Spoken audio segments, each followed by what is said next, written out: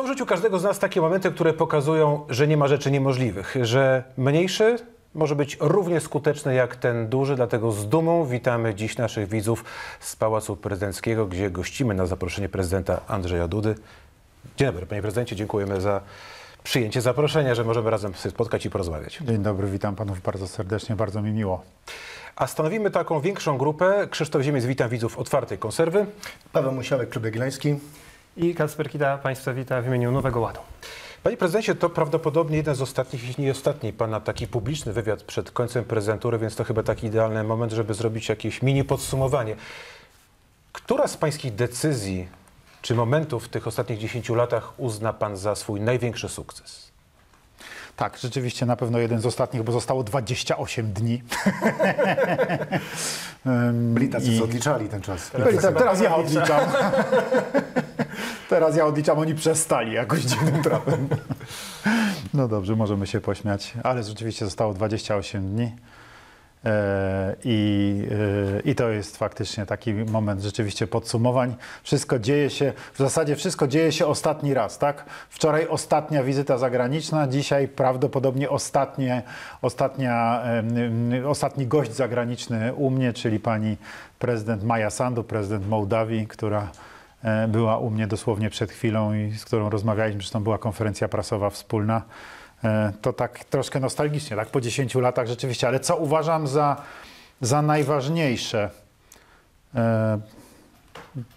Myślę, że bez wątpienia decyzję o obecności NATO na wschodniej flance, w tym w Polsce, o stacjonowaniu żołnierzy Sojuszu Północnoatlantyckiego pod patronatem Stanów Zjednoczonych, które cały czas są państwem ramowym tej obecności, no i oczywiście Armii Stanów Zjednoczonych. No, przypomnę, że w 2015 roku w zasadzie nie mieliśmy w Polsce amerykańskich żołnierzy, a dzisiaj mamy ich 10 tysięcy. To jest różnica.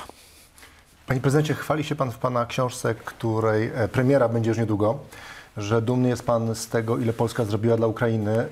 Dumny jest pan z tego, jak bardzo skutecznie Polska wymusiła na krajach Europy Zachodniej zaangażowanie na Ukrainie i pewnie trudno z tym dyskutować, bo tak faktycznie było. Natomiast wielu Polaków w kontekście naszej polityki wobec Ukrainy zadaje pytanie, czy to, ile zrobiliśmy dla Ukrainy, nie powinno oznaczać, że strona ukraińska też powinna wobec Polski wykonać pewne gesty, zrealizować pewną politykę, której my oczekujemy. No i tutaj trudno nie zapytać o kwestię wołyńską. Mamy za niedługo kolejną rocznicę tej rzezi wołyńskiej. No i wielu Polaków ma takie poczucie, że strona ukraińska za mało zrobiła w tym temacie.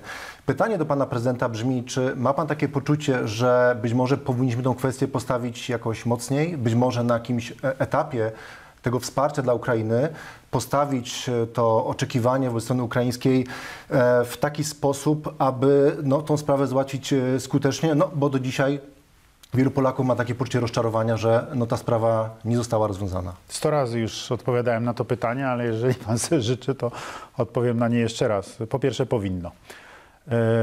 Powinno, natomiast co jest najistotniejsze w tym wszystkim, ja jestem przede wszystkim ogromnie wdzięczny moim rodakom i to podkreślam na każdym kroku.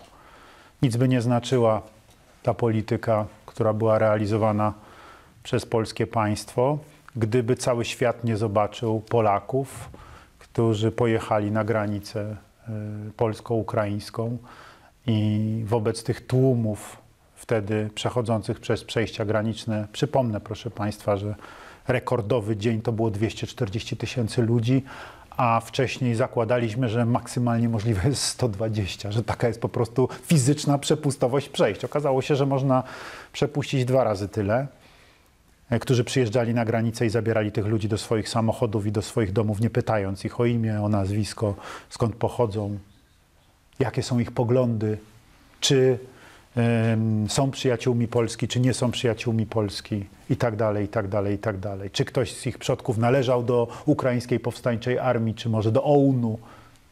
Nie pytali o to nigdy, nikogo. Nigdy nie słyszałem, żeby takie pytanie padło. Po prostu ludzie przyjeżdżali, zabierali i cały świat to widział. I to zrobiło dla Polski naprawdę największą robotę ze wszystkiego, że Polacy tak się zachowali.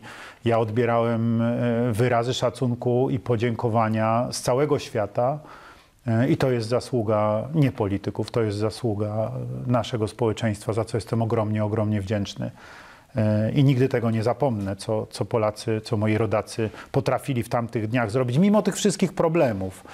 Oczywiście minął czas, oczywiście obawialiśmy się wtedy, że ta spontaniczna reakcja, która w jakimś sensie jest charakterystyczna dla nas, pamiętamy przecież takie spontaniczne reakcje, jak choćby po odejściu Jana Pawła II do domu ojca, prawda, też był taki zryw społeczny, ale ta rzeczywiście trwała bardzo długo i trwa cały czas w wielu przypadkach. Ta pomoc jest udzielana. Myśmy się oczywiście obawiali, że dojdzie do zmęczenia, takiego zniechęcenia, prawda, pretensji wzajemnych. No, niech ktoś spróbuje pomieszkać z obcymi ludźmi w mieszkaniu, nieraz 2-, 3-pokojowym, tak, przez x miesięcy czy dłużej, to porozmawiamy inaczej. Przyjeżdżają obcy ludzie, których nie znamy, z obcą kulturą, z obcą mową i tak dalej, tak. No jest to rzeczywiście ogromne poświęcenie. To było i jest ze strony wielu ludzi, za co jestem ogromnie wdzięczny. Czy należało sprawy postawić na ostrzu noża? Ja sprawy pamięci o ofiarach rzezi wołyńskiej i innych przypadków mordowania, ludobójstwa Polaków na terytoriach Polski, które dzisiaj stanowią zachodnią Ukrainę, rozmawiałem z kolejnymi prezydentami Ukrainy za każdym razem, zarówno z prezydentem Poroszenko, jak i z prezydentem Zełeńskim. Nie ukrywam, że zawsze miałem wrażenie, że większe zrozumienie znajduję u prezydenta Zełeńskiego, z którym po prostu ze mną na te tematy rozmawiał. Myślę, że rozmawiał dosyć otwarcie. Od niego też usłyszałem pewne fakty, które w gruncie rzeczy są logiczne. I myślę, że mówił prawdę, kiedy powiedział do mnie: Andrzej, ja o mordach, o zabijaniu Polaków na ziemiach zachodnich Ukrainy, na Wołyniu nigdy nie słyszałem wcześniej. W szkole nas o tym nie uczyli. No, w sowieckiej szkole na pewno ich o tym nie uczyli. Nigdy nikt o tym nie mówił. Mówi, do dzisiaj właściwie pierwszy raz usłyszałem, jak jestem prezydentem, o tym, że tu jest jakiś problem i że ten problem odgrywa jakąś rolę. Jestem w stanie uwierzyć w to, że tak, że w Krzywym Rogu, w środkowej Ukrainie, daleko też od granicy Rzeczypospolitej, w szkole o tym nie uczono dzieci, młodzieży, że doszło do mordowania Polaków. Myślę, że Rosja sowiecka absolutnie o tym nawet nie wspominała. Ktoś mówi, no tak, bo spotkałem się też z takim zarzutem, ale to na zachodniej Ukrainie to wszyscy to wiedzieli. Tak? Jesteście państwo pewni, że się dziadek chwalił swoim wnuczkom, do kołyski opowiadał, jak zabił sąsiadkę widłami i roztrzaskał jej dziecko o stodołę? Jesteście przekonani, że się tym chwalili wobec swoich najbliższych? Jestem przekonany, że się tym nie chwalili. Jestem przekonany, że bardzo skrzętnie w anonimowych dołach zakopali szczątki ofiar, spalili ich domostwa, zrównali je z ziemią. Sam widziałem miejsce, w którym była polska wioska, a dzisiaj są pola. Składałem tam symbolicznie wieniec w imieniu Rzeczypospolitej Polskiej w tych polach właśnie dla upamiętnienia całego tego strasznego czasu i tej wielkiej ofiary, jaką ponieśli Polacy tam. Polacy, których miejscowości po prostu zostały starte z powierzchni ziemi. Dlatego mówimy, że to było ludobójstwo, dlatego że bez wątpienia była to po prostu czystka etniczna, kierunkowo realizowana po to, żeby zlikwidować społeczność polską na tych ziemiach. Czyli po prostu cechy ludobójstwa w znaczeniu prawnym są tutaj zrealizowane. No i jeszcze w dodatku na masową skalę, bo ofiary są liczone w skali 100 000, tak? Więc oczywiście, że to trzeba podnosić, tylko trzeba sobie zadać jedno pytanie. Jeżeli ktoś byłby na tyle mocny, że w momencie, kiedy Ukraina została zaatakowana przez Rosję, powiedziałby, zaraz, wyślemy wam te 360 czołgów pod warunkiem, że się pokajacie, pójdziecie do ONZ-u na kolanach, będziecie się bili w piersi, posypiecie głowę popiołem i powiecie, że jesteście ludobójcami. Ja nie umiałem tego zrobić. Przykro mi, ale ja nie umiałem tego zrobić. Ja nie umiałem nie wpuścić tej kobiety z dziećmi do Polski. Ja nie umiałem nie pomóc obrońcom Ukrainy, których miażdżyły ruskie transportery opancerzone i ruskie czołgi. Ja nie byłem w stanie pomóc ludziom, których domy zostały spalone, które na własne oczy widziałem w Irpieniu, w Borodziance. Jeżeli ktoś nie jest w stanie tego zrozumieć, bardzo proszę kandydować na prezydenta i w następnej kryzysowej sytuacji mam nadzieję, że okaże się mocniejszy.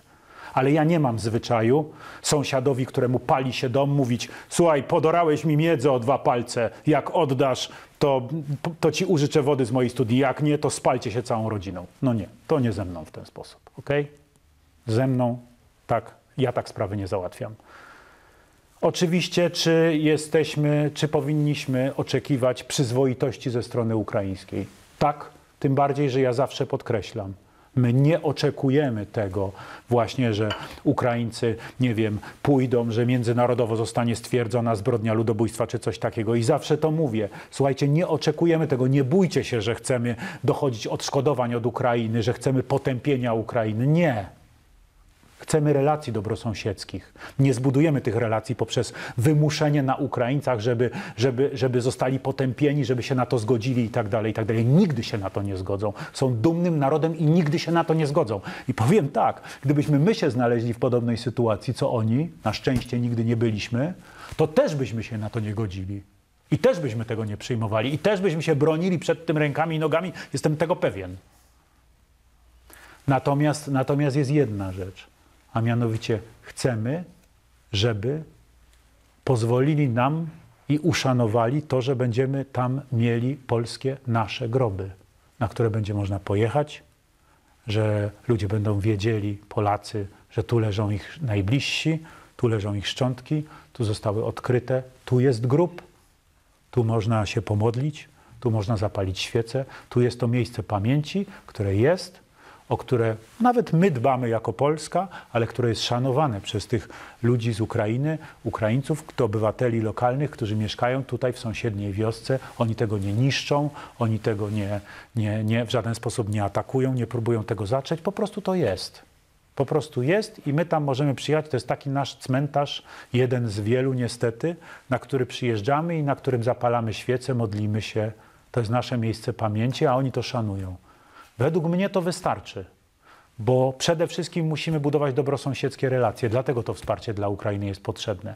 Musimy je budować nie tylko po to, żeby po prostu mieć dobre relacje z Ukraińcami, co dobrosąsiedzko jest potrzebne. I uważam, że jest potrzebne po prostu i koniec, bo lepiej mieć dobrego sąsiada niż takiego, który czyha na ciebie, żeby ci się tylko noga powinęła i żeby w każdej chwili zrobić ci kuku. Ale przede wszystkim jest nam potrzebna niepodległa, suwerenna Ukraina za naszą wschodnią granicą. Jako duże państwo, które będzie stanowiło jakąś zaporę przeciwko Rosji, przeciwko jej imperialnym zapędom, które właśnie odżyły i które nawet jeżeli zostaną teraz zmiażdżone, daj Boże, to za jakiś czas znowu odżyją. Więc ta Ukraina jest potrzebna i trzeba robić wszystko, żeby ona istniała. I oni powinni czuć, że my ich wspieramy w tym. Po to właśnie, żeby zbudować tą serdeczność i dobre relacje na przyszłość. To po pierwsze. Po drugie, potrzebujemy mieć też relacje gospodarcze. Przecież to jest wielkie państwo. Ogromne państwo ze społeczeństwem, które jeszcze do niedawna liczyło 40 milionów obywateli, dzisiaj niestety znacznie mniej. Kiedyś to było ponad 40 milionów obywateli. Silne, które ma wspaniałe zasoby naturalne, które może być świetnym partnerem gospodarczym, niebywale chłonnym i wielkim rynkiem zbytu, który będzie trzeba odbudować i który naprawdę stanowi wielką biznesową szansę także dla naszych ludzi. To jest druga rzecz, bardzo istotna. Trzecia rzecz, ja chcę, żeby moje wnuki i następne pokolenia żyły w pokoju i spokoju i w przyjaźni, a nie we wrogości, tutaj w najbliższym sąsiedztwie. I wreszcie rzecz ostatnia, taka już bardzo, powiedziałbym, podniosła, ale ważna historycznie. Ja to zawsze powtarzam naszym sąsiadom. Dopóki byliśmy razem, kiedyś tam oczywiście w Wielkiej Rzeczypospolitej, nie polskiej, różnych narodów, mówiliśmy wtedy tak, obojga narodów, polsko-litewskiej, ale tak naprawdę to wtedy w obrębie tej Rzeczypospolitej żyli Białorusini obok Litwinów i Łotysze i troszkę Estończyków i przede wszystkim Ukraińcy, no i oczywiście my Polacy. I kiedy byliśmy razem, kiedy stanowiliśmy wspólnotę także w znaczeniu armii wielkiej, nigdy Moskwa nie zdołała nas pokonać. Nigdy nie przeszła tej bariery. Nie była w stanie. Dopiero wtedy, kiedy nas podzieliła, dopiero wtedy, kiedy po kolei zaczęła zagarniać nasze terytoria, okupować, nazywamy to zaborami dzisiaj, tak? Dopiero wtedy popadliśmy w poważne kłopoty, a tak to my zdobywaliśmy Moskwę. Panie prezydencie, ten temat jest bardzo ważny i bardzo też bolesny, stąd nie mogliśmy o to nie zapytać i też jesteśmy wdzięczni za tak długą odpowiedź. Jeszcze chciałem tylko, żeby domknąć ten temat, ponieważ gdy prezydent Zełenski, bo pan mówił o tych relacjach dobrosąsiedzkich, atakował Polskę w ONZ-cie, wielu mówiło, że Ukraina... Chwila. Jedną rzecz sobie wyjaśnijmy, bo ja mam, szczerze mówiąc, dosyć tych uproszczeń, które są nie do końca od strony formalnej uczciwe. Nigdy nie użył słowa Polska. Dobrze. Nigdy nie użył słowa Polska. Nigdy nie wymienił Dobrze. naszego kraju. To my się domyślamy, że chodziło mu o Polskę. Dobrze, panie prezydencie, to zostawiając nawet na boku ten ONZ, bo mieliśmy kilka po prostu spraw spornych, bo na te dobrosąsiedzkie relacje prawie wszyscy w Polsce mieli nadzieję po lutym 22 roku. Tylko czy nie obawia się pan dzisiaj, już patrząc z perspektywy tych ponad 3 lat, że Ukraina, z jednej strony mieliśmy po prostu napięcie, jeśli chodzi o zboże, jeśli chodzi o branżę transportową. Dziś Ukraina wydaje się na wielu płaszczyznach woleć współpracy z Niemcami, politycznie, czy jeśli chodzi o technologie wojskowe. Czy nie obawia się pan, że Ukraina po prostu w iluś sprawach ma inne interesy od nas i je realizuje, bo wie, że może sobie na to pozwolić, bo w tych sprawach militarnych i tak my ze względu na to, że się też boimy Rosji, oczywiście mamy w tym rację, i tak jej pomożemy. Czy z perspektywy czasu nie obawia się pan, że Ukraińcy uważają, że mogą nas w wielu sprawach po prostu świadomie pomijać? I czy z perspektywy czasu uważa pan, że udało się przełożyć tę pana bliską relację osobistą z prezydentem Zełenskim i te relacje, które wielu Polaków pomagając Ukraińcom nawiązało, na trwałe korzyści dla Polski, także w tych sprawach spornych? Na to ostatnie pytanie nie potrafię panu odpowiedzieć precyzyjnie. Czy udało się przełożyć także w tych sprawach spornych? Nie. Uważam, że moje relacje z Wołodymyrem Zełenskim udało się przełożyć na pewne polityczne i wizerunkowe zyski dla Polski, zwłaszcza w okresie pierwszych miesięcy rosyjskiej agresji na Ukrainę, które zbudowały pewien trwały obraz. Po prostu w połączeniu z tym, co podkreślałem na samym początku, z tym wspaniałym zachowaniem moich rodaków, dodatkowe moje wsparcie dla Wołodymyra Zełenskiego, kontakt z nim, który zresztą wspierał te dążenia też rodaków, bo wiele spraw rozwiązaliśmy po prostu w rozmowach telefonicznych, które akurat piętrzyły się, problemów, które piętrzyły się gdzieś na granicach, czy w związku z różnymi wydarzeniami, które wtedy miały gwałtownie miejsce, że one były widoczne dla całego świata, te relacje, i one w jakimś sensie zbudowały nas również w sensie pozytywnym, tak? I tu nie wątpię, że tak. Natomiast czy należało wykorzystać? Tak, należało wykorzystać. Czy mamy z tego wystarczające profity? Nie. Ale proszę pamiętać, że poza prostym powiedzeniem Ukraińcom, nie udzielimy wam pomocy, nie dostaniecie od nas tego, nie dostaniecie od nas tamtego, są również inne metody, znacznie bardziej sophisticated, znacznie bardziej sprytne, które można było zrealizować. Niestety ich nie zrealizowaliśmy. Ale tu się przyznam panom, że ja proponowałem to władzom rządowym kilkakrotnie, żeby pewne operacje przeprowadzić. Jedną nawet podjąłem i rzeczywiście ją realizowałem. Potem ta moja decyzja została zmieniona na skutek decyzji politycznej rządu obecnego. Natomiast ja uważam, że były kwestie, w których mogliśmy troszeczkę pokazać, że nie wolno nas omijać, ani pomijać. I nie zrobiliśmy tego i to był błąd. Takie jest moje zdanie dzisiaj. A co konkretnie ma pan na myśli? Na przykład uważam, że zarówno Ukraińcy, jak i nasi sojusznicy po prostu uważają, że lotnisko w Rzeszowie i nasze autostrady należą im się, przepraszam, jakby to było ich. No nie jest ich, jest nasze. W związku z czym jak się komuś coś nie podoba, no to zamykamy i do widzenia, tak robimy remont. Zamykamy lotnisko w Rzeszowie i dostarczajcie Ukrainie morzem, powietrzem, nie wiem, zrzucajcie nas pod ochronach, kombinujcie. Kombinujcie, jeżeli uważacie, że nie jesteśmy wam potrzebni. Zwłaszcza na przykład to, że nie zapraszano nas do bardzo ważnych gremiów międzynarodowych w międzyczasie, w których decydowano o dostarczaniu pomocy przez nasze terytorium. Ja uważałem, że to jest skandal. I w pewnym momencie przyznaję otwarcie, że w tym aspekcie zablokowałem konkluzję szczytu NATO w Wilnie. Powiedziałem, że się nie zgadzam na taki zapis, ponieważ on dotyczy Polski, a pominięto nas przy stole. I ja się nie zgadzam, żeby był. I zablokowałem i go nie było. Fragment zapisu, który był proponowany, został przeze mnie zablokowany. Powiedziałem, że ja tego nie akceptuję i koniec. Nie przyjmę tych konkluzji. Bo uważałem, że powinniśmy zostać zaproszeni do stołu. Potem to zostało Potem po ponad roku, tak, ta decyzja została zmieniona, ale uważałem, że nie możemy się na to zgodzić. Że po prostu nie wolno nas pomijać, bo jesteśmy krajem dla nich tranzytowym i mamy prawo do swoich oczekiwań. I nadal tak uważam. Że po prostu nikt tego nie egzekwuje. A ja uważam, że trzeba. To nie jest odebranie Ukrainie pomocy. Nie, bo to nie chodzi o to, żeby rozmawiać z Ukrainą. Na ten temat nie ma co rozmawiać z Ukrainą. O tym trzeba rozmawiać z naszymi sojusznikami. Trzeba mieć odwagę, żeby z Niemcami porozmawiać o tym. Trzeba mieć odwagę, żeby z Amerykanami porozmawiać o tym. Powiedzieć o tym, słuchajcie, no to i to. Po prostu. To z nimi trzeba rozmawiać, nie z Ukrainą. To wrócimy do tego. Ja bym chciał, zamykając ten temat podsumowania pańskiej prezydentury, 2 kadencji przecież, porozmawiać o sprawie, która dotyczy wszystkich Polaków, jest bardzo emocjonująca i bardzo, myślę, dzisiaj źle oceniana. Myślę o sądownictwie. Bo dzisiaj chyba nie ma Polaka, który by dobrze oceniał to, co się dzieje w sądach i myślę, że ta sytuacja po wyborach pokazała, że no, to, co się dzieje, zmierza do katastrofy, albo może zmierzać do katastrofy. Pan miał w ręku wiele kluczy. Czy dzisiaj po tych 10 latach myśli pan, że wszystkie narzędzia z pana strony zostały wykorzystane, żeby ten, no ja nie wiem jak to nazwać, tak, wrzód w jakiś sposób uleczyć?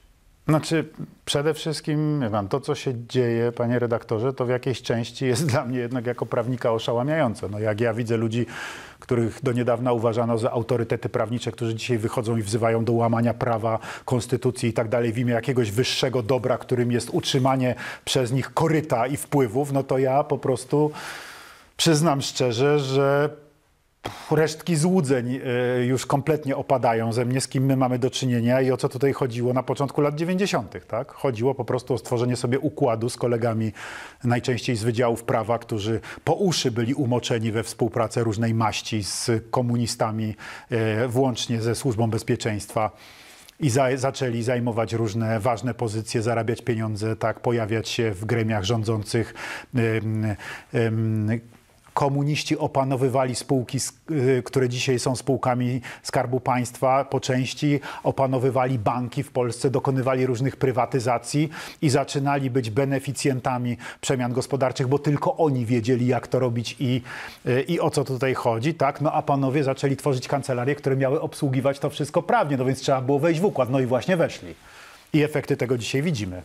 Po prostu powstała spółka, która do dzisiaj broni swoich wpływów, swoich możliwości oddziaływania, stanowisk, które obsadzała przez lata, czy też może nawet nie tyle obsadzała, co kontrolowała, o może w ten sposób, tak, aprobując lub nie aprobując kandydatów na określone stanowiska, które wybierały sobie przynajmniej w większości ekipy rządzące. No i dopiero, szczerze mówiąc, prezydent Lech Kaczyński i Prawo i Sprawiedliwość zaczęły się temu sprzeciwiać, tym praktykom, no dlatego jest ta nienawiść między innymi, bo to właśnie jest ta przysłowiowa strefa wpływów, dzisiaj już w większości absolutnie emerytowanych panów profesorów, którym już niewiele zostało poza tym trzymaniem za gardło tych młodych, bo stołeczki do Sądu Najwyższego, prawda, kolejka już stała, a przecież było mniej więcej wiadomo, kiedy kto przechodzi w stan spoczynku w Sądzie Najwyższym i kiedy kolejne w związku z tym pozycje się zwolnią i będzie można wchodzić na te miejsca. Myśmy tą kolejkę przecięli, stąd ta wściekłość.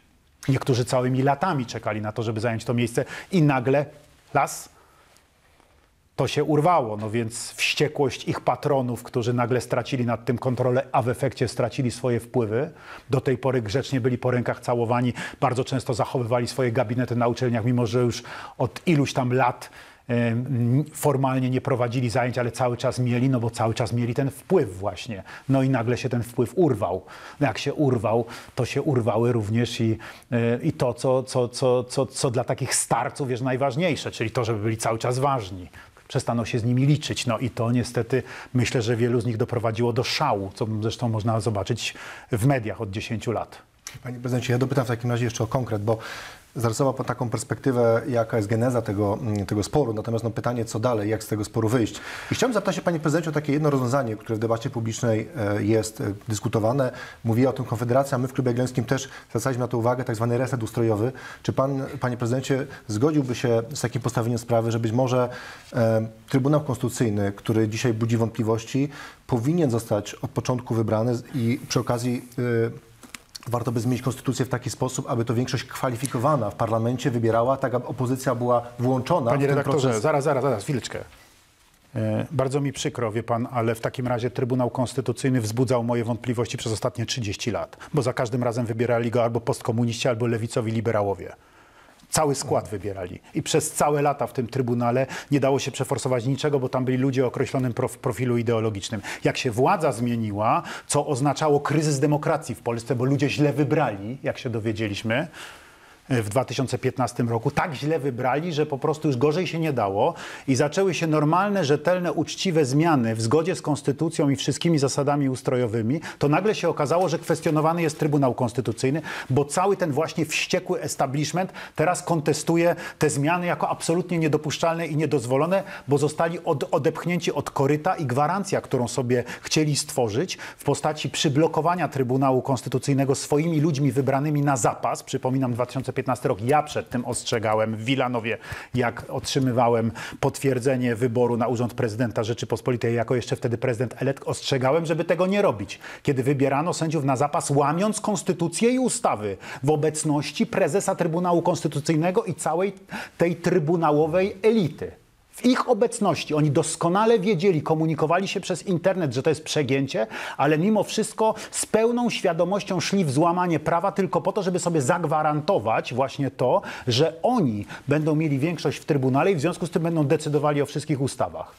Wiecie panowie, ja powiem tak, bardzo skrajnie i cynicznie, ale niestety prawdziwie to zabrzmi, bo ja to widziałem w latach 2008-2010, kiedy reprezentowałem prezydenta Lecha Kaczyńskiego jako jego minister i prawnik przed Trybunałem Konstytucyjnym. Kolejne sprawy, w których upadały kolejne ustawy przyjęte przez rządy Prawa i Sprawiedliwości w latach 2005-2007, a przede wszystkim rząd Jarosława Kaczyńskiego, który przypomnę, że od 2006 do 2007 roku do wyborów był premierem.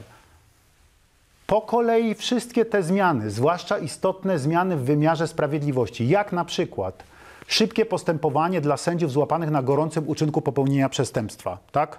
Po to, żeby można było to osądzić, szybkie zdjęcie ochrony immunitetowej, zablokowane. Następnie kwestia tego, żeby prezesi sądów nie mogli zasiadać w Krajowej Radzie Sądownictwa, bo w Krajowej Radzie Sądownictwa byli tylko prezesi sądów, którzy w sądach swoich decydowali o życiu i śmierci sędziów, którzy im podlegali, a potem w Krajowej Radzie Sądownictwa po raz drugi trzymali wszystko za gardło i decydowali o awansach. No super, układ był po prostu idealny. W ten sposób właśnie stworzyła się ta sitwa, z którą mamy dzisiaj do czynienia. Więc, że tylko określone osoby miały szybką ścieżkę awansową. Po różnego rodzaju koneksjach, kontaktach itd. Dlatego mamy dzisiaj czołowych sędziów, których rodzice byli na przykład bardzo wysoko postawionymi funkcjonariuszami komunistycznej służby bezpieczeństwa, a nazwiska nie wymienię. Tutaj wiadomo, o kogo chodzi. Więc to nie są przypadkowe kariery. Nie ma w tym żadnej przypadkowości. To jest po prostu właśnie ten układ, który wyszedł z czasów komunistycznych. Gwarantowany przez elitę ówczesną sędziowską. O czym już mówiłem. Wymiar sprawiedliwości, środowisko sędziowskie oczyści się samo. Figa z makiem, z Pasternakiem. Tak się oczyściło, że do dzisiaj, do 2015 roku, kiedy sprawdziliśmy stan osobowy Sądu Najwyższego, okazało się, że jest cała grupa sędziów, którzy należeli do Polskiej Zjednoczonej Partii Robotniczej i jedna pani sędzia, która w stanie wojennym zajmowała się weryfikowaniem w Ministerstwie Sprawiedliwości, czy prawodawstwo stanu wojennego jest dobrze wdrażane w sądach, zwłaszcza to karne. I ta pani została sędzią Sądu Najwyższego. To są ci niezawiśli sędziowie. Tak najbardziej bronili niezawisłości, podczas gdy należeli do komunistycznej partii, w której statucie było zapisane, że najważniejszym wytyczne daje partia. I że bezwzględnie należy ich przestrzegać.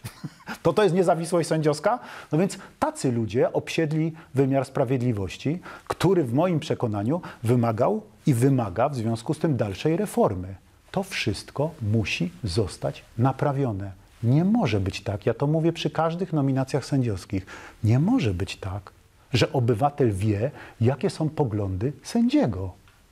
Ja im mówię, tym młodym sędziom, najczęściej są to młodzi sędziowie, ci, którzy dopiero wchodzą do stanu sędziowskiego, czyli otrzymują swoją pierwszą nominację sędziowską. Ja nie mam prawa wiedzieć, co państwo sądzicie o aborcji, czy jesteście państwo wierzący, czy nie. Co państwo sądzicie o religii w szkole? Co państwo sądzicie o Andrzeju Dudzie? Co państwo sądzicie o Jarosławie Kaczyńskim, Donaldzie Tusku, Leszku Millerze i tak dalej, i tak dalej. Nie mam prawa tego wiedzieć, bo ja idę do sądu i przede mną siedzi anonimowy dla mnie sędzia, którego poglądów nie znam, nigdy ich nie słyszałem. Człowiek, który się nie udziela publicznie, który się nie udziela politycznie, który nie łazi na demonstracje, demonstrując, że jest sędzią i właśnie tutaj się opowiada po jednej ze stron sporu politycznego. Nie mam prawa tego wiedzieć. Po prostu. I to jest ich obowiązek. Oni to mają zapisane w etyce zawodowej, która jest po prostu w sposób brutalny i bezczelny od 10 lat przez część tego środowiska łamana, co doprowadziło do tego kryzysu, z którym mamy do czynienia obecnie. I ja powiem tak, jeżeli to środowisko między innymi nie opamięta się i nie zrobi samo resetu, to skończy się na tym, że trzeba będzie wszystkich tych ludzi wyrzucić ze stanu sędziowskiego bez prawa do stanu spoczynku. Podkreślam to. Być może przyjdzie wreszcie taki dzień, że trzeba będzie po prostu to zrobić, po to, żeby nigdy więcej żadne pokolenia sędziowskie nie ośmieliły się. Wiecie Państwo, niedawno jeden człowiek powiedział do mnie bardzo brutalnie: wie Pan, dlaczego w Polsce jest tyle zdrady i warcholstwa bezczelnego? Ponieważ dawno nikogo nie powieszono za zdradę. To straszne, ale w tych słowach jest prawda. Co by nie opowiadał tutaj jeden czy drugi koryfeusz prawa karnego liberalnego, kara ma również walor odstraszający. I niestety, ale prawdopodobnie trzeba będzie, jeżeli dalej będzie postępowało to szaleństwo wśród niektórych sędziów, szaleństwo moim zdaniem, bo to zaczyna być po prostu na krawędzi, przepraszam, oszołomstwa. To, co obserwujemy i to, co gdzieniegdzie można przeczytać. Trzeba będzie po prostu rzeczywiście dokonać oczyszczenia stanu sędziowskiego z ludzi, którzy po prostu pokazali na przestrzeni lat, że się nie nadają do tego, żeby być sędziami. Po prostu się nie nadają. Na skutek cech, które mają osobistych, po prostu się nie nadają. Nie mogą być w środowisku sędziowskim. Nie mogą sprawować wymiaru sprawiedliwości.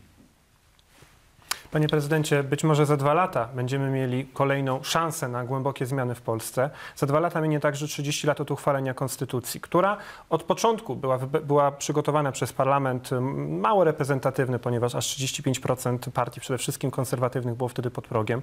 W referendum była zresztą niska frekwencja. Każdy kolejny prezydent, a nawet przegrany kandydat w drugiej turze miał w gruncie rzeczy wyższe poparcie, wyższy mandat społeczny niż ta konstytucja. Jeżeli miałby pan zaproponować ze swoim ogromnym doświadczeniem jakieś zmiany, kierunek, w jakim konstytucja, jeżeli byłaby taka możliwość, miała być zmieniana. 30 lat to jest naturalny czas takiej rewizji. Tak to funkcjonuje w wielu krajach. Jakie by pan sugerował kierunki zmian?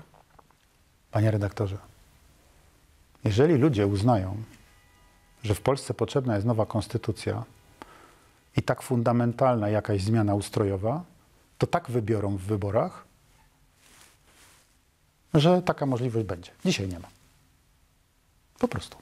Nie ma dzisiaj takiej większości, która jest w stanie uchwalić nową konstytucję. Więc przyznam szczerze, że jest to trochę beblanie.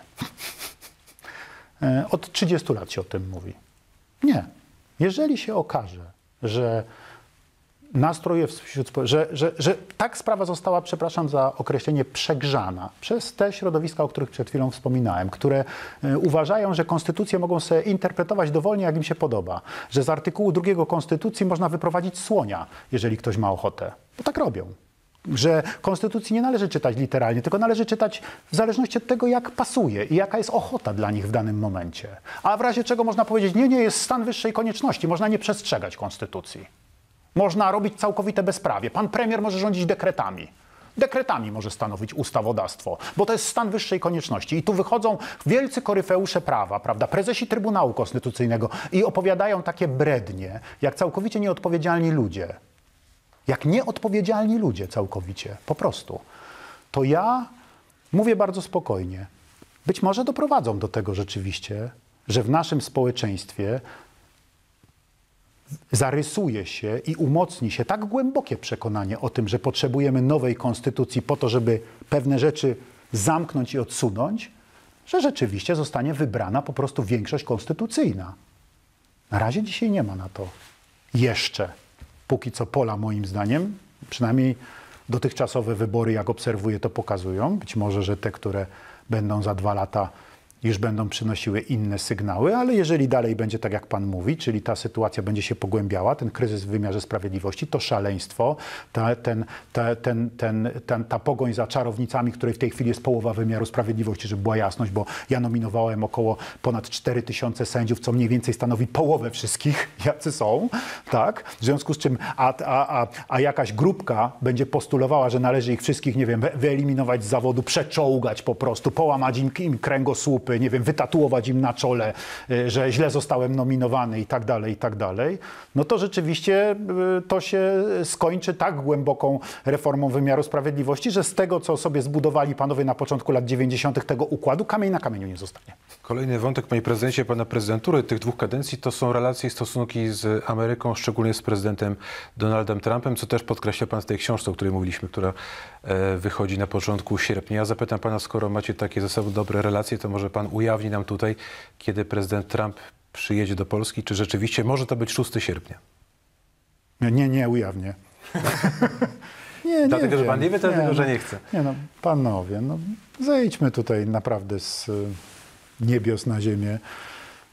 Nie unośmy się jak baloniki. No, nie przyjedzie raczej pan prezydent Donald Trump 6 sierpnia na zaprzysiężenie polskiego prezydenta, bo nie ma takiego zwyczaju. No, polski prezydent nie jeździ do Stanów Zjednoczonych na zaprzysiężenie prezydenta Stanów Zjednoczonych. Dlaczego? Bo nie ma takiego zwyczaju. Taka jest prawda. Więc powiedzmy tak, sądzę, że można się spodziewać po pierwsze zaproszenia z Białego Domu dla prezydenta Karola Nawrockiego bardzo niedługo po jego zaprzysiężeniu na urząd prezydenta i bardzo bym się z tego cieszył i byłaby to bardzo dobra praktyka pokazująca doskonałą jakość stosunków polsko-amerykańskich na poziomie prezydenckim, czyli najwyższym i to byłoby rzeczywiście super, bo to by pokazywało też nasze znaczenie sojusznicze dla aktualnej administracji amerykańskiej. Mam nadzieję, że tak będzie. No i oczywiście automatycznie nastąpi zaproszenie dla pana prezydenta Donalda Trumpa do Polski. Mam nadzieję, że w niedługim czasie prezydent Donald Trump nas odwiedzi i pokaże również jakby swoje zaangażowanie tutaj w naszą część Europy i w nas jako sojusznika. I bardzo na to czekam, nie ukrywam. Mam nadzieję, że to nastąpi. Ja przypomnę, że ja byłem 3-krotnie zapraszany przez prezydenta Donalda Trumpa do odbycia wizyt w Białym Domu i rzeczywiście te wizyty w Białym Domu 3-krotnie odbyłem podczas pierwszej jego kadencji. To był rekord, jeżeli chodzi o polską prezydenturę w ogóle do tej pory, żeby odbyć 3 wizyty w Białym Domu na zaproszenie prezydenta indywidualne, więc to naprawdę pokazuje, jaka była jakość i jaką jakość udało się zbudować w tych relacjach polsko-amerykańskich. Potem też prezydent Joe Biden mnie zapraszał i też byłem w Białym Domu na jego zaproszenie. Prezydent Biden był 2 razy tutaj u nas, więc to rzeczywiście była nowa jakość i jest nowa jakość. Ja się ogromnie cieszę z tego, że Karol Nawrocki mógł się przez moment spotkać z prezydentem Donaldem Trumpem w gabinecie owalnym i że przez cały dzień rozmawiał z jego współpracownikami na najwyższym poziomie, będąc jeszcze kandydatem tylko na prezydenta, co było wielkim sygnałem życzliwości i przyjaźni ze strony prezydenta Stanów Zjednoczonych, że z kandydatem na prezydenta w Polsce się chociaż na ten moment spotkał. To powiedzmy sobie otwarcie, tak to dokładnie należało czytać. I w związku z tym liczę, że te relacje w tej chwili będą bardzo dobre. Natomiast nie 6 sierpnia. Znaczy bardzo bym się zdziwił, gdyby prezydent Donald Trump przyjechał 6 sierpnia. Oczywiście byłbym bardzo szczęśliwy i też z przyjemnością bym się z nim przywitał już jako były prezydent, bo planuję być na zaprzysiężeniu nowego prezydenta. Uważam, że to jest taki bardzo historyczny i ważny moment dla nas wszystkich, dla Polski. Byłoby mi bardzo miło, gdyby prezydent Stanów Zjednoczonych był obecny, ale wątpię. Panie prezydencie, to ja dopytam jeszcze o prezydenta Trumpa, dlatego że dużo dyskusji w polskich mediach wywołuje nie tylko to, co Donald Trump robi w relacjach międzynarodowych czy w relacjach z Polską, pan się do tego odniósł, ale wiele ludzi zastanawia się, czy ta rewolucja, jak niektórzy mówią, którą przeprowadza Donald Trump w Stanach Zjednoczonych, te bardzo głębokie zmiany dotyczące zarówno pewnej polityki wewnętrznej, pewnych zmian kulturowych, pewnego wymiany, niektórzy nazywają to deep state'u amerykańskiego. Czy te wszystkie zmiany, które są dość głębokie i mam takie wrażenie, że głębsze niż w tej pierwszej kadencji Donalda Trumpa, obserwuje pan z takim spokojem, obserwuje pan być może z pewną nadzieją, że w Polsce podobne zmiany są potrzebne i że to jest jakaś inspiracja też dla polskiej prawicy, czy być może Jest tam w tym, co się dzieje w Stanach Zjednoczonych dzisiaj, pewien niepokój, że być może nie wszystkie te aspekty tego ruchu MAGA zasługują na to, żebyśmy w Polsce je wdrażali. Pamiętam, że pytałem pana prezydenta podczas forum w Krynicy o tą perspektywę drugiej prezydentury Donalda Trumpa. Odpowiadał pan wtedy z takim spokojem. Ciekaw jestem, czy dzisiaj też ten spokój pan prezydent ma, obserwując, co się dzieje w Stanach Zjednoczonych. Jasne, bo prezydent Donald Trump póki co wymienia sobie w Stanach Zjednoczonych, tak? Te waszyngtońskie elity w jakimś sensie. Czy ma do tego prawo? Ma. Został wybrany prezydentem Stanów Zjednoczonych po raz drugi i ma prawo realizować pewną politykę, zwłaszcza taką, jaką zapowiadał. On ją zapowiadał, w związku z czym realizuje, jak rozumiem, swoje zobowiązania. Czy to jest dobrze? Myślę, że są też jego własne doświadczenia. Były takie sytuacje w jego pierwszej kadencji, że prezydent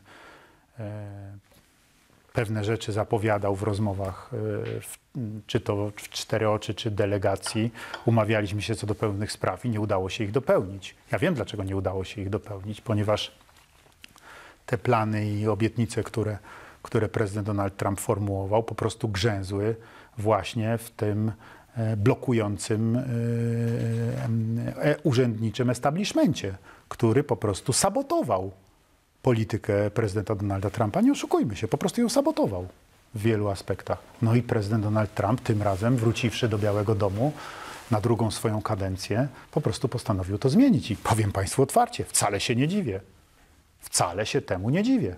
Z taką siłą, jaką ma prezydent Stanów Zjednoczonych, przy jego potencjale, przy założeniu, że to jest jego druga kadencja, wcale mu się nie dziwię. Przy założeniu, że on po prostu wychodzi tutaj z pozycji, to jest w jakimś sensie moja ostatnia walka Dakotów, tak? I to jest dla mnie ostatnia szansa dokonania realnych zmian w Stanach Zjednoczonych, uczynienia Ameryki wielką znowu. Trzeba tą Amerykę uczynić wielką znowu, oprzeć ją na powrót na jej wartościach, które ją kiedyś zbudowały, bo przecież on to mówi w gruncie rzeczy, tak? W związku z tym wiele rzeczy zablokował, co widać także u nas. W postaci na przykład nagłego zgaśnięcia wielu NGO-sów o profilu liberalno-lewicowym, które straciły swoje finansowanie, bo najwyraźniej otrzymywały pieniądze z różnych amerykańskich źródeł, które to pieniądze zostały po prostu zablokowane przez prezydenta Donalda Trumpa i odcięto tym samym powietrze temu towarzystwu. A to towarzystwo w różny sposób wpływało również na naszą sytuację polityczną w Polsce. W związku z powyższym czy to jest dla nas dobrze? Ja uważam, że tak. Zgodnie z moimi przekonaniami osobistymi, to ja uważam, że tak. Choćby tylko dlatego, że mamy prawo stanowić o sobie i ja nie chcę, żeby czyjeś pieniądze w Polsce wpływały na to, jakie są nastroje społeczne, jakie są przekonania polskiego społeczeństwa, sprytnie kształtowane przez różnego rodzaju ciężkimi pieniędzmi finansowane kampanie, opracowane przez ekspertów, którym zapłacono grube pieniądze za to, jak mieszać ludziom w głowach. Więc ja uważam, że dobrze. Natomiast proszę pamiętać o tym, że prezydent Donald Trump co robi? Przede wszystkim i jeszcze raz przede wszystkim realizuje w swoim najgłębszym przekonaniu interes Stanów Zjednoczonych i Amerykanów. Się nie ogląda na inne interesy. On po prostu, to jest w jakimś sensie skutek uboczny. To, co przed momentem powiedziałem, że straciły na całym świecie różnego rodzaju lewacko-liberalne organizacje swoje finansowanie, bo były finansowane z Ameryki. To jest skutek uboczny. On przede wszystkim zablokował to w Ameryce, bo to go najbardziej interesowało. Po prostu to zrobił w sposób ostry, zdecydowany. Myślę, usuwając ze stanowisk wszystkich tych też, którzy odpowiadali za te decyzje o finansowaniu, którzy, że tak powiem, dbali o to, żeby to finansowanie trwało i żeby odpowiednie organizacje otrzymywały środki. No, ale on to robi dla Ameryki, nie dla nas, nie dla Europy. Robi to dla Ameryki, tylko i wyłącznie dla amerykańskich obywateli, dla amerykańskiego podatnika. I tak proszę patrzeć na prezydenta Donalda Trumpa. To jest tak samo, jak ja działam dla polskiego podatnika. Ja nie działam dla ukraińskiego podatnika, ja nie działam dla niemieckiego podatnika, ja nie działam dla, nie wiem, czeskiego, słowackiego, litewskiego, czy jakiegokolwiek, czy amerykańskiego podatnika. Nie. Ja działam tylko i wyłącznie dla moich rodaków, dla Polaków, bo jestem przez nich wybrany na urząd prezydenta Rzeczypospolitej. Jeszcze przez 28 dni działam dla Polaków pełną parą, ile tylko mogę i we wszystkich miejscach, reprezentując ich interesy i Rzeczypospolitej w moim najgłębszym przekonaniu. Nieraz to jest trudne. Panie prezydencie, w ostatnich dniach, tygodniach centralnym tematem polskiej debaty publicznej stała się imigracja. O ile wszyscy się zgadzamy, że granice powinny być szczelne, to przedmiotem pewnego sporu jest imigracja legalna. Polska w ciągu ostatnich lat stała się atrakcyjna materialnie. Zaczęli do Polski zjeżdżać, zaczęli być także wpuszczani przez chociażby rząd PiS-u imigranci z bardzo różnych kierunków. Z Ukrainy i Białorusi oczywiście, ale także z Indii, Filipin, Ameryki Południowej, także niektórych krajów muzułmańskich. Czy nie obawia się pan dzisiaj, obserwując pierwsze napięcie na tym tle, pierwsze przestępstwa? Ostatnio mieliśmy głośne sprawy Kolumbijczyków, którzy legalnie dostali się do Polski, a później na przykład mieliśmy głośny gwałt w Toruniu. Czy nie obawia się pan, że idziemy powoli drogą zachodnioeuropejskiego multikulti? Oczywiście, że się obawiam. I zawsze się obawiałem. I zawsze mówiłem, że to jest paradoks, że przez ponad 40 lat byliśmy za żelazną kurtyną i, przepraszam, doprowadzono nas do dziadostwa, tak? Bo przypominam, mówiłem to już wielokrotnie, śmiejąc się trochę ze łzami w oczach, że w 1986 roku, jak dziś pamiętam, rozmawiałem z moim tatą, mając wtedy 14 lat i pytałem go, ile zarabia w przeliczeniu na dolary na uczelni w Krakowie, wtedy na AGH był adiunktem. No jeszcze był względnie młodym człowiekiem, tak, bo jeszcze nie miał 40 lat, ale powiedział mi w przeliczeniu po oczywiście takim kursie czarnorynkowym, jak można było tam u koników kupić, nie? Cinkciarzy, że zarabia $13 miesięcznie, jak dziś pamiętam. $13 miesięcznie zarabiał naukowiec. Panowie, no wyobrażacie sobie, no nie wyobrażacie sobie, nie było was wtedy na świecie. Pan redaktor tylko pamięta. No przecież to żart, nie? Wyobraźcie sobie dzisiaj za $13. $13 wydajecie w tej chwili, zanim się zdążycie zorientować, no. Zanim się zdążycie zorientować. $13 to wydajecie na taksówkę, tak? O, pyk, jak sobie chcecie gdzieś dojechać. $13 to jest ile? 50 zł? To jest niewyobrażalne. A tak było wtedy, do tego nas doprowadzono. No tylko, że skutek tego był taki, że byliśmy mało atrakcyjni. I w momencie, w którym rzeczywiście świat zachodni był powoli zalewany tą migracją, oczywiście ona miała jeszcze swój drugi aspekt. W takich krajach jak Francja, w takich krajach jak Niemcy, czy w takich krajach jak kraje Beneluxu, jakiegoś takiego, no, w jakimś sensie zadośćuczynienia narodom, które przez lata były ciemiężone w koloniach brytyjskich, francuskich i innych krajów, tak? No tak, no, taka jest prawda. Dlatego uznano ich prawo do przybywania do że tak powiem, kraju panów, nazwijmy to po imieniu. Dlatego przyznano im obywatelstwo, dlatego uznano ich za równoprawnych obywateli i tak dalej, żeby jakoś zadośćuczynić. No ale my nie mamy takiej historii, więc u nas można to odłożyć, a tak tam to nie jest problem w ogóle, który u nas by wystąpił, bo myśmy nigdy nie byli krajem kolonialnym. Nigdy nie zbudowaliśmy pałaców i wspaniałych, wielkich budowli, ogromnych i bogactwa na ciemiężeniu innych narodów. Tak jak zbudowana została, powiedzmy sobie to otwarcie, wielkość Europy Zachodniej w bardzo wielu przypadkach i widać to do dzisiaj. Że te właśnie z XVII, XVIII, XIX wieku świadectwa potęgi to jest złoto po prostu i pot ludów, które na całym świecie na to centrum imperium robiły, tyrały i umierały za to. Natomiast w żarze, upale i kopalniach. Natomiast no, dzisiaj mówimy, nigdy nie byliśmy krajem kolonialnym. Dzisiaj przyjeżdżamy do Afryki, mówimy, to raczej my byliśmy kolonizowani. Uważani jesteśmy po prostu za bogatych, za bogaty kraj. Oczywiście, jeżeli nie będziemy tego pilnowali, dbali o swoje interesy, to Polska się stanie krajem niebezpiecznym. Tak. Ale rzecz cała polega na tym właśnie, żeby teraz pilnować swoich interesów w tym wszystkim. I to jest bardzo ważny aspekt. Powinniśmy wpuszczać imigrantów zarobkowych, czy nie powinniśmy, panie prezydencie? Powinniśmy przede wszystkim mieć stałą kontrolę nad tym procesem. To trzeba robić. Trzeba mieć stałą kontrolę nad tym procesem pod każdym względem. Trzeba wiedzieć, kogo wpuszczamy, trzeba kontrolować tych, których wpuszczamy, trzeba realizować to, po co zostali wpuszczeni. Jeżeli zostali wpuszczeni do pracy na określony okres, to po okresie tej pracy albo będą chcieli prolongować swój pobyt z określonych powodów, albo będą musieli opuścić Polskę. Ale tego trzeba pilnować. Patrzy na zegar i wiem, że nasz czas się skończył, a przed panem jeszcze To dzisiaj jest dużo kwestia odpowiedzialnej polityki. obowiązków, ale nie możemy na koniec nie zapytać o radę dla nowego... To rząd odpowiada za Ja takie mam rzeczy. świadomość, że rząd, tylko pan prezydent, mając swoje doświadczenie, na pewno może też rząd ocenić. Ja powiem tak. Nie ma co kryć. Dużo było nonszalancji w tym wszystkim. Bo wiecie państwo, my też mamy, co będziemy się oszukiwać, tak? Mamy też swoje kompleksy. Cały czas nam się wydaje, że w porównaniu z Zachodem jesteśmy biedni. Tylko inni już tak nie uważają. Ale my tak uważamy. No nie, no przecież i tak w Niemczech się zarabia lepiej niż w Polsce. W Wielkiej Brytanii cały czas się zarabia lepiej niż w Polsce. W Stanach się x razy lepiej niż w Polsce zarabia. Tu się lepiej zarabia niż w Polsce. Ale prawda jest taka, że w Polsce lepiej się zarabia niż w Portugalii. I niedługo będzie się zarabiało lepiej niż w Hiszpanii. I w zasadzie lepiej się zarabia niż w większości naszego sąsiedztwa. Naprawdę w Polsce dzisiaj bardzo godnie się żyje. My tego nie dostrzegamy. A my to jesteśmy także i ci ludzie, którzy sprawują władzę, bo to też są normalni ludzie. I też mają po prostu normalne myślenie. I to jakby nie docierało tak do końca, że nagle staliśmy się atrakcyjni. Już nie wspomnę o tym, że oczywiście wielu z tych, którzy przyjechali do naszego kraju, pojechało dalej. Do Niemiec na przykład, bo tam mają rodziny najczęściej, bo to jest kolejny element. Dlaczego ciągną do Niemiec? Dlatego, że tam mają rodziny. U nas jeszcze tego nie ma.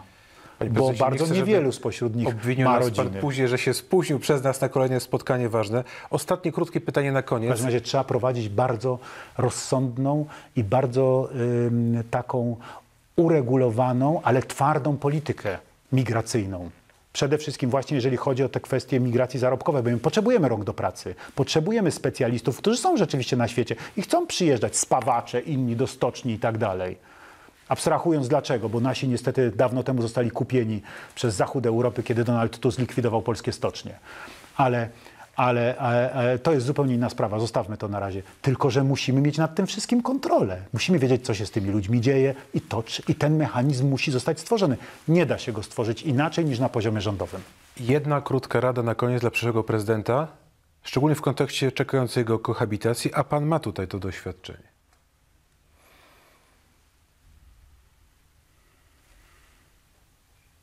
Spokojnie, zachować spokój przede wszystkim.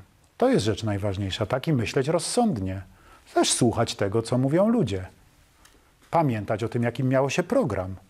Zawsze trzeba pamiętać o jednym. O tym, o co największe pretensje do mnie miała strona liberalno-lewicowa. Że ja zostałem prezydentem i nie realizuję ich żądań. Andrzej Duda nie jest prezydentem wszystkich Polaków, bo nie realizuje naszych żądań. Chwileczkę.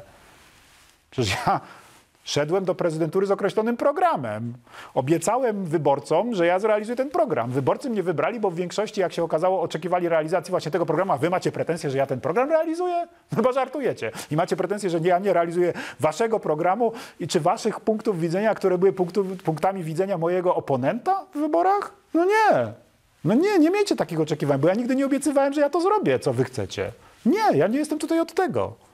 Nie. To jeszcze bardzo krótko, panie Trzeba prezydencie. pamiętać o tym, kim się jest, co się obiecało i przede wszystkim myśleć rozsądnie. To znaczy również i pamiętać o tym, że jeżeli obóz polityczny, nawet z którego wyszedłeś, zaczyna przekraczać pewne ramy, no to też musisz jednak sprawować nad tym kontrolę i nie pozwalać na przesadę w drugą stronę. Trzeba po prostu starać się zachować pewien balans. To jest trudne.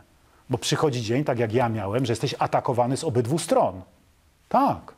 Proszę popatrzeć, ile jest zawiści i takiej zaciekłości również ze strony niektórych ludzi reprezentujących obóz Prawa i Sprawiedliwości wobec mnie. Bo przyszedł i nie realizował wszystkich oczekiwań. No nie. No nie. No to nie jest koncert życzeń. To były pewne wspólne zobowiązania, które realizowałem, ale poza tymi wspólnymi zobowiązaniami to trzeba było mnie przekonać, że to, co chcą w pewnych sytuacjach, jest rzeczywiście dobre. Nie przekonali mnie w wielu przypadkach. No po prostu nie przekonali i już. Czyli życzy pan sobie, żeby nowy prezydent także był podmiotowy wobec Jarosława Kaczyńskiego? Czy życzył pan sobie, żeby nowy prezydent sprzyjał zmianie pokoleniowej na polskiej prawicy?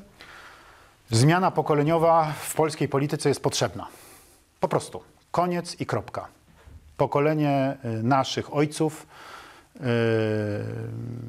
jest pokoleniem, które wykonało swoją pracę dla Rzeczypospolitej, bardzo często dużo dłużej niż wiek emerytalny, nawet kiedyś podwyższony przez Donalda Tuska, a potem przeze mnie obniżony, ale to już dawno ten wiek emerytalny nadszedł.